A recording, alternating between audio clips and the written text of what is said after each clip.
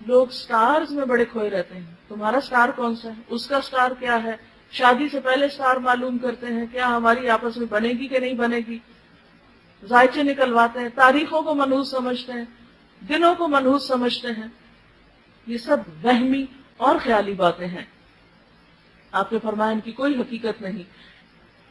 تو اب تو سائنس نے بھی اس بات کو ثابت کر دیا ہے کہ یہ سب کچھ بالکل فراڈ ہے، اس کی کوئی حقیقت نہیں. تو ایک شعر اسی سے ملتا جلتا ہے، یہ ستارے تیری تقدیر کی خبر کیا دیں گے، یہ ستارے تیری تقدیر کی خبر کیا دیں گے، یہ تو خود گردش افلاک میں ہے خار و زبوں. یعنی ان کا تو اپنا حال برا ہے، گھوم گھوم کے یہ تمہاری تقدیر کہاں سے بتائیں گے. جو ستارے اپنی منزل نہیں جانتے اور خود چکر میں ہیں اور خود گھوم ہی رہے ہیں، وہ ہماری قسمت کہاں سے سنواریں گے، ہمیں کہاں سے فائدہ پہنچائیں گے. اور پھر آپ دیکھیے کہ یہ جو بات ہے نا کہ یہ جو ہاروسکوپ اور سٹارز اور ان کے پیچھے پڑے رہنا اور ان کی وجہ سے وہم کا شکار ہونا اور اخبار میں جھٹ سے سب سے پہلے کھول کے دیکھنا اچھا یہ ہفتہ ہمارا کیسے گزرے گا، اور مختلف لوگوں سے معلوم کرنا، اور سال شروع ہونے سے پہلے ہی سارے سال کی کتاب خرید کے رکھ لینا، اور قرآن کا اتنی پابندی سے مطالعہ نہ کرنا جتنا ایسی کتابوں کا.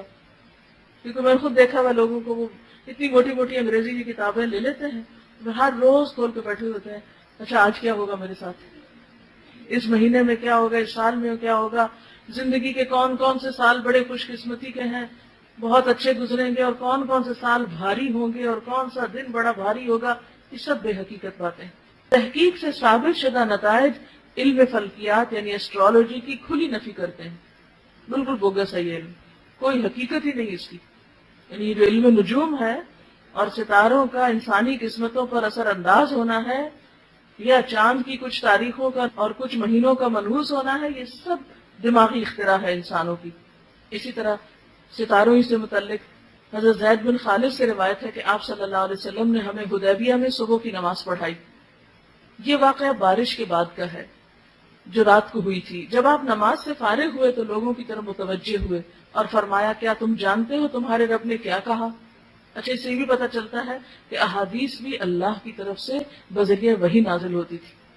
صحابہ نے عرض کیا اللہ اور اس کا رسول بہتر جانتا ہے. آپ نے فرمایا اللہ تعالیٰ نے فرمایا میرے بندوں نے اس حال میں صبح کی کہ کچھ مجھ پہ ایمان لانے والے تھے اور کچھ میرے ساتھ کفر کرنے والے.